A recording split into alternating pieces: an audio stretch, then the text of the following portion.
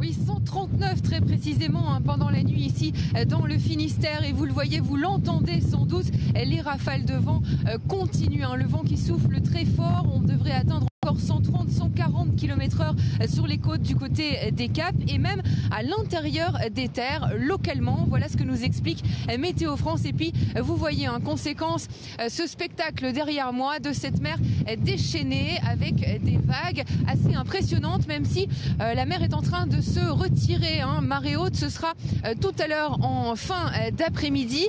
Mais voilà, des vagues plus de 10 mètres au large et c'est impressionnant. Il y a déjà beaucoup de monde qui vient voir ce spectacle, même si les habitants restent prudents. Écoutez.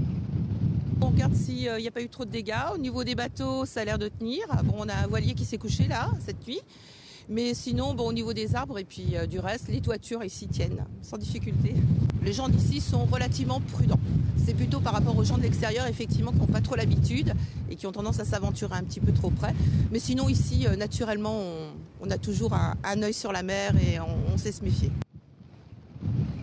Le département du Finistère est donc en alerte orange pour les vents violents, mais aussi pour un risque de vague submersion, puisqu'avec la surcote, le niveau de la mer plus élevé que d'habitude, les forts coefficients de marée, 90 ce matin, 96 cet après-midi, et avec la houle, eh bien, il pourrait y avoir un phénomène de vagues submersives sur la côte qui pourrait toucher les zones les plus sensibles. Faites donc attention, la préfecture rappelle ses consignes, ne pas s'approcher trop près des digues, des jetées, limiter votre vitesse si vous circulez en voiture le long du littoral. Des conseils de prudence donc, alors que des arbres sont tombés déjà cette nuit et pendant la journée et ont touché des lignes électriques notamment.